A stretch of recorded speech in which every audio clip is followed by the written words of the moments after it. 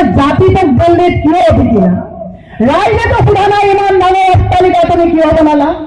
ৰাইজেতো তোমাক কেতিয়াও ৰেখা কৰা নাই ইমান ডাঙৰ গাড়ী তুমি কিয় ল'লা?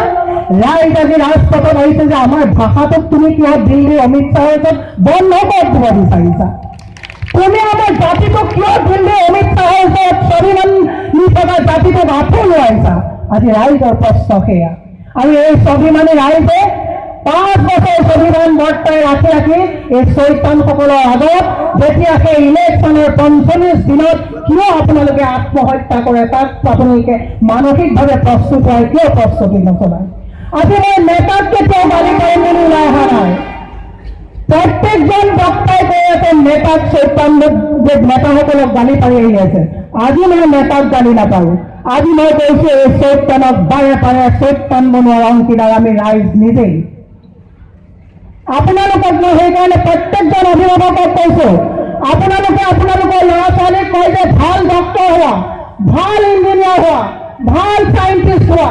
কিয় অভিভাৱকে নকয় যে মোৰ ল'ৰা ছোৱালীক তোমালোকে ভাল ৰাজনীতিবিদ হোৱা? প্ৰত্যেকজন যদি দাগী অপৰাধী গুণ্ডা মৰালী বিধানসভালৈ নিৰ্বাচিত কৰি পঠায় সুশাসন আৰু ভাল শাসনৰ কেনেকৈ আপোনালোকে আশা কৰিব পাৰে? এইবিলাক বৃহৎ ডাঙৰ প্ৰশ্ন নহয়নে? আপোনালোকে আন্দোলনো কৰিব, ল'ৰা ছোৱালীক ডক্তৰ ইঞ্জিনিয়াৰ বনাব, ল'ৰা ছোৱালীক ৰাজনীতি কৰিবলৈ নিদিয়ে। চব দাগী অপৰাধীবিলাকে যদি ৰাজনীতি কৰি বিধানসভাত যায় তেতিয়াহ'লে কেনেকৈ সুস্থ শাসন আপোনালোকে আশা কৰিব পাৰে? ই এক বহুত বৃহৎ প্ৰশ্ন। যে ৰাইজ আমি নিজেই জগৰীয়া।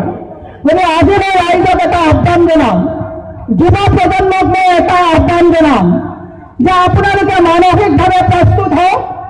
আপোচহীনভাৱে মূল্যবোধৰ ৰাজনীতিৰ পৰা প্ৰথমতে আপোনালোকে সংকল্প লওক। আজি লক্ষ লক্ষ অসমীয়া মানুহ ওলাই আহিছে। আমি হিমন্ত বিশ্ব শৰ্মাক গালি পাৰিছোঁ, সৰ্বানন্দ সোণোৱালক গালি পাৰিছোঁ, কিন্তু সেই গালিৰ প্ৰত্যুত্তৰ হিচাপে আমি মূল্যবোধৰ ৰাজনীতিৰ কাৰণে আমাৰ ল'ৰা ছোৱালীক প্ৰস্তুত কৰিছোনে? মোৰ বিশ্বাস ইয়াত বহি থকা বহুজন পিতৃ মাতৃ অভিভাৱকে সদায় ভাবে মোৰ ল'ৰাটো ভাল এটা ডক্তৰ হওক। আজিৰ পৰা অভিভাৱকে সংকল্প লওক যে সমাজ ব্যৱস্থা ঠিক কৰিবৰ কাৰণে মোৰ ল'ৰাটো এটা আপোচহীন মূল্যবোধৰ ৰাজনীতিৰ পৰা ভাল এজন ৰাজনীতিবিদ হওক। আজি ৰাজনীতি কোনবোৰ মানুহে কৰি আছে যাৰ প্ৰত্যেকখন থানাত 5টা 6টা দাগী অপৰাধীৰ কেছ আছে। আৰু সেইবিলাক নেতাক এইকাৰণে অনা হয়, 2-4জন মানুহে তেনেকুৱা দাগী অপৰাধীক এইকাৰণে অনা হয় যে তেওঁলোকৰ ওচৰত নতশিৰ কৰি থাকিব আৰু যেতিয়াই নতশিৰটো নকৰি শিৰ দাঙি কথা ক'ব তেতিয়াই ফাইলবিলাক উলিয়াই দিব। গতিকে আজি যুৱ প্ৰজন্মৰ সংকল্প লওক যে আমি মূল্যবোধৰ ৰাজনীতি কৰিম। আৰু আপোনালোকে সংকল্প লওক যে এজন মানুহৰ দাম এখন আঁঠুৱা, কম্বল, বাথৰুম, লেট্ৰিন বা 5টকীয়া চাপ এইবোৰ যাতে নহয়। গতিকে মই আপোনালোকক এটা কৈছোঁ আজি শিৱশ্ৰেষ্ঠ মানৱৰ প্ৰত্যেকজন মানুহৰ মূল্য এটা ভাল জন্তুতকৈ কম হিচাপে তেওঁলোকে মূল্যায়ন কৰিছে। ই অত্যন্ত দুৰ্ভাগ্যজনক, অত্যন্ত দুখজনক কথা। মই আগত বহি থকা মানুহসকলৰ ভিতৰত মই মোৰ বাইসকল বাইদেউসকল আপোনালোকক কৈছোঁ ইলেকশ্যনৰ সময়ত মহিলাক যিমানটোকৈ ব্যৱহাৰ কৰে ৰাজনীতিবিদে তাতকৈ বেছি কেতিয়াও ব্যৱহাৰ নকৰে। কিন্তু প্ৰত্যেকটো বিধানসভাত আপোনালোকে চাব কোনো এগৰাকী মহিলাক ডিচিশ্যন ল'ব পৰাকৈ কেতিয়াও কোনো পুৰুষে আপোনালোকক নাৰাখে। আমাৰ অতি মৰমৰ যি শব্দ তিনিটা, যি তিনিটা শব্দই আমাক বুকুৰ ৰূপ দিয়ে, যি তিনিটা শব্দই আমাক সাহস দিয়ে, যি তিনিটা শব্দই আমাক যুঁজাৰু জাতিৰূপে পৰিগণিত কৰিছে, সেই তিনিটা মাতৃভূমিৰ প্ৰতি আমাৰ যি শ্ৰদ্ধা, সেই তিনিটা শব্দ প্ৰথমতে আমি সমস্তৰে আহৰাই লোৱা দৰকাৰ। জয় আই অসম, জয় আই অসম, জয় আই অসম। এই যি জয় আই অসমৰ ধ্বনি আমগুৰিৰ মাজৰ পৰা আমগুৰিৰ পৰা গৈছে, আমি আশা কৰিম যে ই হিমন্ত বিশ্ব শৰ্মা সৰ্বানন্দ সোণোৱালক সুমতি দিব।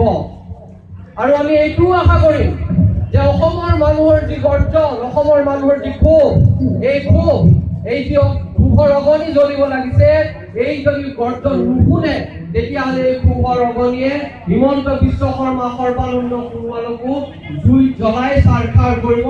সেই কথাও আমি তেওঁলোকক সকীয়াই দিব লাগিব। শ্ৰদ্ধেয় ৰাইজ, আজি কেইদিনমানৰ আগতে মোৰ ওচৰলৈ দিল্লীৰ এখন বাতৰি কাকতৰ ৰাষ্ট্ৰীয় বাতৰি কাকতৰ সাংবাদিকে আহি সুধিছিল যে আপোনালোকে কিয় এই বিলখনৰ এই আইনখনৰ বিৰোধিতা কৰে। মই তেতিয়া তেওঁলোকক কৈছিলো যে অসমৰ ৰাইজে এই আইনখনৰ বিৰোধিতা কৰে কাৰণ অসমৰ ৰাইজে সংবিধানক শ্ৰদ্ধা কৰে। অসমৰ ৰাইজে এই আইনখনক বিৰোধিতা কৰে কাৰণ অসমৰ ৰাইজে সংবিধান সৰ্বোচ্চ বুলি ভাবে। অসমৰ ৰাইজে মোদী, অমিত শ্বাহ, হিমন্ত বিশ্ব শৰ্মা বা সৰ্বানন্দ সোণোৱালক নহয়, সংবিধানক শ্ৰদ্ধা কৰে। সেইকাৰণে সংবিধানক বচাই ৰাখিবৰ কাৰণে অসমৰ ৰাইজ আজি ৰাজপথত থিয় হৈছে। শ্ৰদ্ধা ৰাইজ, আপোনালোকে এটা কথা গম পাব যে এই আইন সংবিধান বিৰোধী। কেৱল সংবিধান বিৰোধীয়ে নহয়, ই অসমৰ স্বাৰ্থৰ বিৰোধী। 1971 চনলৈকে অহা বিদেশীৰ পূজা হিন্দু মুছলমান নিৰ্বিশেষে আমি ললো নে ৰাইজ? আমি ললো। আৰু এই 71 চনৰ পিছত অহা এজনো মানুহৰ এজনো বিদেশীৰ পূজা সেয়া হিন্দুৱে হওক বা মুছলমানে হওক লবলৈ আমি প্ৰস্তুত নহয় আৰু নহয়।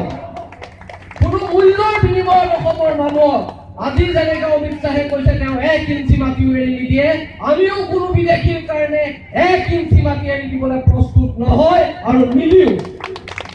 এইটো আমাৰ স্পষ্ট মত। যোদ্ধা বুলি নকওঁ নিজকে, জাতি ৰক্ষা সেইকৰণৰ এজন ৰণুৱা।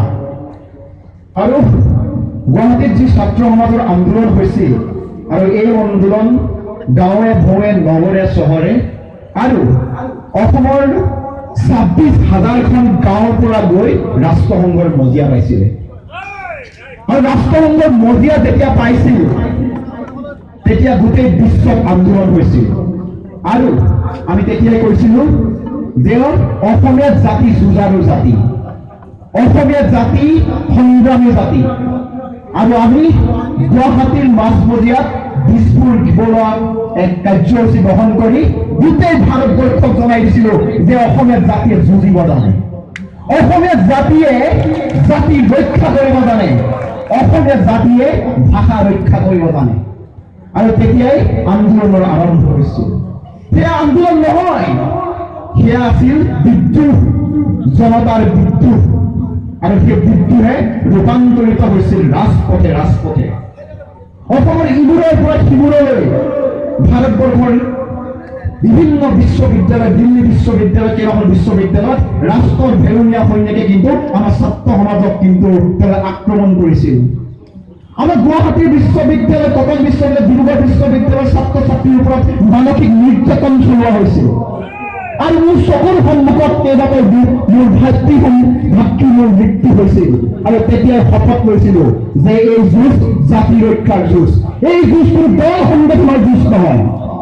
আমি তাকে স্পষ্টভাৱে কৈছিলো এয়া কোনো দল সংগঠনৰ যুঁজ নহয়, এয়া প্ৰত্যেকজন অসমীয়া মানুহৰ যুঁজ।